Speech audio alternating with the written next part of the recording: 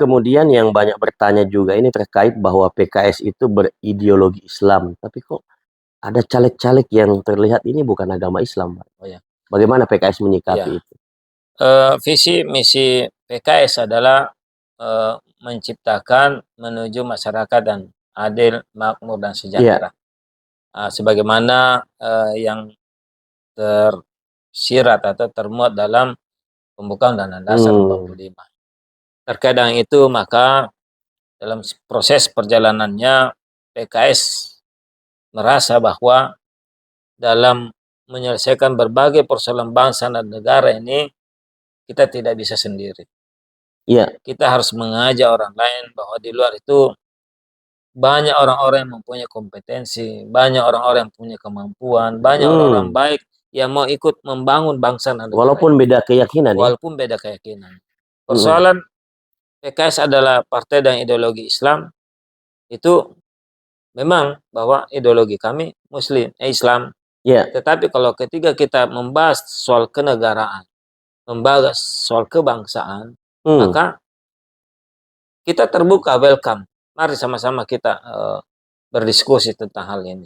Iya, iya. Maka kita mengajaklah bukan hanya ini kalangan ini sampai kita terbuka melakukan suatu yang namanya transformasi, membuka diri, mengajak kepada semua elemen masyarakat, anak-anak bangsa ini. Mari kita sama-sama membangun bangsa dan negara ini. Jadi partai PKS itu partai terbuka ya? Partai terbuka kepada siapa saja, mau dari ormas manapun dan agama manapun. Iya, betul. Sangat luar biasa. Kemudian ini pertanyaan banyak dari kaum milenial. Kenapa sih kita harus memilih PKS? Kelebihannya dibanding dengan yang lain itu apa? Ya, PKS ini partai yang politik yang memang orang bilang agak unik. Ya. Di satu sisi dia kental dengan agamanya, tetapi di sisi lain dia berkolaborasi dengan anak muda ini sekarang.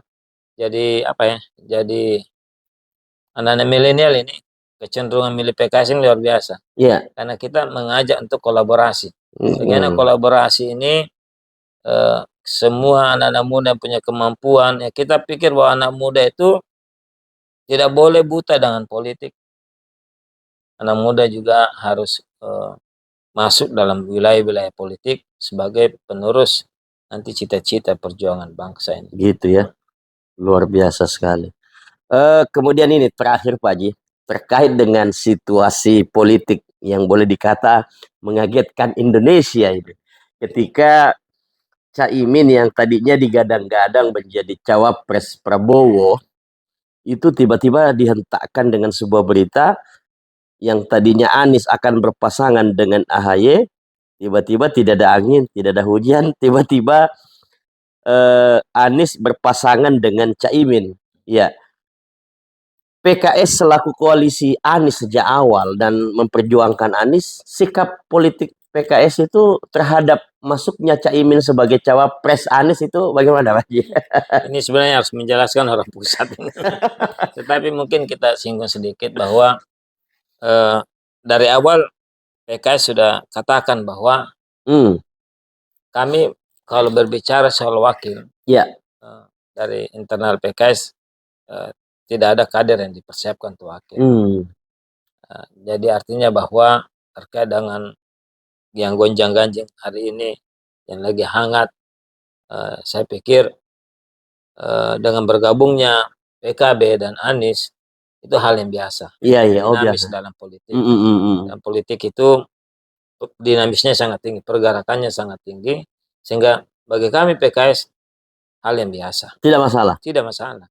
Bahkan ya syukurlah. Saya tidak tahu nanti apakah PKS tetap dengan Anies.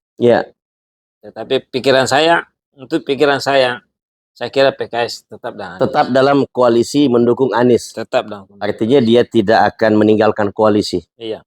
Kalau menurut hitung-hitung analisa politik saya. Karena memang PKS melihat Aniesnya ya. Jadi siapapun cawapres itu no problem. No problem. Oke, untuk saat ini terima kasih Pak Haji atas waktu yang disediakan. Insya Allah di lain waktu dan kesempatan kita akan lanjut berbincang-bincang.